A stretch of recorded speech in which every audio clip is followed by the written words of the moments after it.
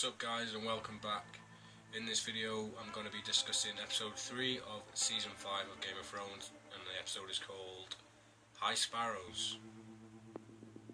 So the episode starts with Arya in Braavos, and she's in the house of Black and White, and she's doing all these chores for Jack and Hagar, and it's a bit boring on that front, but then again it's sort of how her perspective is as well, because we're expecting to see Arya training straight away, and she's probably thinking the same, but at the end of the day she's just learning the ropes and she's doing all these chores for Jaqen. So yeah, not really much happened on Arya's side of the story. Over in King's Landing we see Tommen and Marjorie's wedding, and this is the actual one happy wedding in the show so far. Every other wedding so far has ended up as a massacre.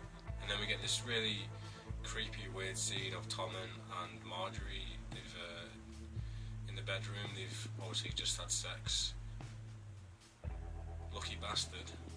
But yeah, they seem a bit creepy because the actor who plays Tommen is actually only about 17, and the actress who plays Marjorie is mid-30s, I guess. So I bet he didn't mind though. We see a lot of scenes with Marjorie and Cersei in this episode, and there's a lot of tension between them two. They're both manipulating Tommen into trying to force the other one out, and Tommen kind of hints that he wants Cersei to move to Castle Rock, which she obviously isn't too happy about. Next we go to Winterfell, and it's a shithole. It's still been destroyed since last time we've seen it, and Roose Bolton's men are all stringing up corpses that have been flayed and skinned. We see Reek again for the first time this season, and he seems a lot skinnier than he did last season. He's been kept in his cage, eating rats probably. And we get to see Ramsay and Roose having some conversations, and they're talking about how they don't have enough men to defend Winterfell if the North comes after them, because Roose had an agreement with Tywin, but now Tywin's dead, that they don't have to follow through with that deal. So I'm hoping to see a big battle at Winterfell now that we know that Roose's men may get killed, because they deserve it. We see Littlefinger and Sansa on the hillside, and they are travelling to Winterfell also, because Littlefinger wants Sansa to marry Ramsay Snow to make some kind of allegiance with the Bolton family, and obviously Sansa doesn't want to do it because Bolton killed all the family basically. And Littlefinger, I can't remember what he says, but he basically tells her that if she does this, she'll be able to avenge her family, so she decides to do it. So Sansa and Littlefinger enter into Winterfell, and it kind of reminded me of a scene from the first season when the Baratheons and the Lannisters appeared at King's Landing, when the Lannisters appeared at Winterfell, and the whole Stark family was lined up waiting to meet them. And in this season we get the complete reverse of that. We see a destroyed Winterfell, and we see the Boltons all lined up waiting for Littlefinger and Sansa to appear, even though Sansa is actually Sansa's home. I thought that was quite weird, but quite interesting at the same time. We didn't get much progress on Brienne and Pod's story, but we did get to see a bit of Brienne's backstory, and Brienne tells us a story about how she became friends with Renly basically, which was quite good. Over the Night's Watch, Stannis and Jon are kind of arguing about whether Jon wants to help him fight for the North, because now he's the commander, he's pledged allegiance to the Night's Watch and he can't leave. So there's going to be quite a bit of tension between them two for the next few episodes, I'm assuming. And while we were talking about Stannis being the rightful heir to the throne, it made me realise that we haven't seen Gendry in a long time, since Davos let him off the island. I think it was Davos who let him off anyway, but yeah, we've not seen him in a while, and he's probably the rightful heir to the throne, so hopefully he crops up at some point. This episode really made me realise how far things have come since the first season, how people have changed. We got this quite an emotional scene with Arya when Jaqen tells her that to become an assassin, basically she has to cast away all of her belongings. She goes down to the river and she starts throwing away all of her clothes, and she gets the needle and she doesn't want to throw it away. And it was quite a sad scene, because it reminded me of in season 1 when Ned Stark and Arya had the scene together when when Ned found out that she had a sword and she didn't want to be a lady, she wanted to be trained to fight. So yeah, that was a good scene, and really made me miss Ned Stark. With the story with Sansa and Ramsay and Theon now, I'm excited to see what happens there, because Theon recognises Sansa, so hopefully that might snap him back to reality, and maybe them two might plot together to kill Ramsay and Roose, because they both have a debt to settle with them, basically. So yeah, hopefully something along those lines happens. Back over the wall, we see Jon Snow again, and he's giving people from the Night's Watch different roles, and he lets Alistair stay because he's one of the best fighters there, and he decides, I can't remember what the guy's name is, but the bald guy, the one who's a bit of a prick, he decides to send him over to the sea.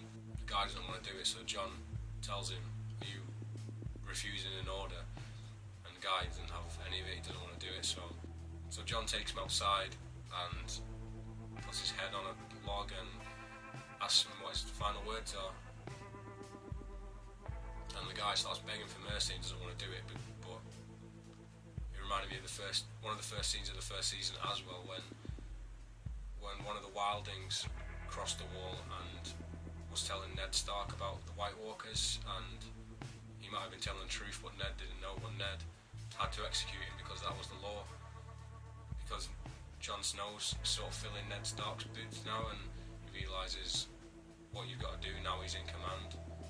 So that should be interesting, and hopefully power doesn't corrupt him, because in that scene he's playing some kind of ominous music which sort of hinted that Jon Snow was sort of turned to the dark side, which I don't think will happen, but that's just the way the scene felt to me.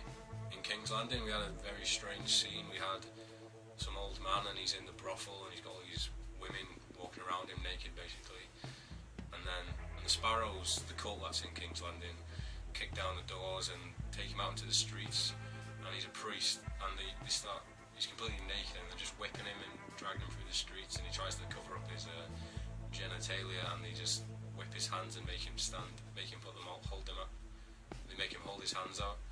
It was a very strange scene.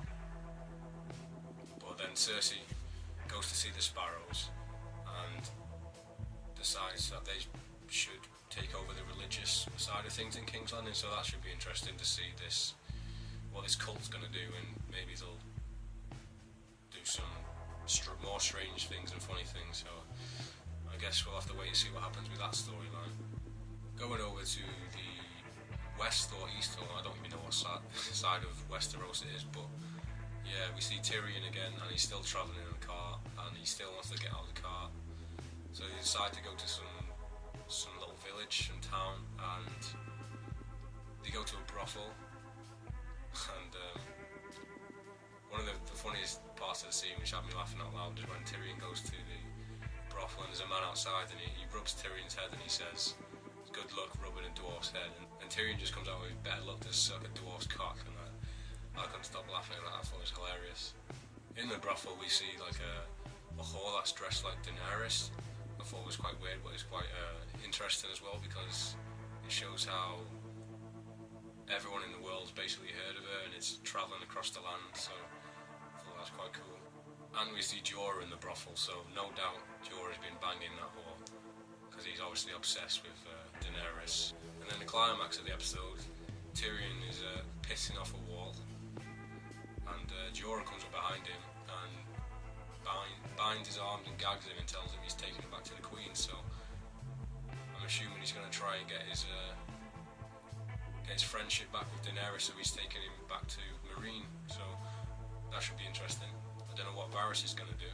One of the coolest parts of the episode, in my opinion, was when we see Cersei's kind of mad scientist guy, I can't remember his name, and he's just working on something, and in the background we can see a sort of like a body shape underneath a robe, and obviously, well, in my opinion, it's obviously the Mountain. He's pretty much dead last time we seen him, and he was getting all the poison and blood sucked out of him, and this body springs back to life, so hopefully we get to see a zombie Mountain at some point. I'm calling it right now. We're going to see a 6'9" mountain with that beheaded dwarf's head stitched onto it, which would be the craziest thing I'll ever see, but it would be the most awesome thing at the same time. Let me know what you guys thought. Do you think that was the mountain underneath the sheet? Do you think he's dead? Do you think he's a zombie? What did you guys think of the episode? Let me know down in the comments. Anyways, thanks for watching, and I hope you enjoyed the video. If you did like the video, don't forget to like and subscribe to my channel. If you haven't seen the other 2 parts, then go on my channel and check them out. And yeah, thanks for watching, guys, and I'll see you next time.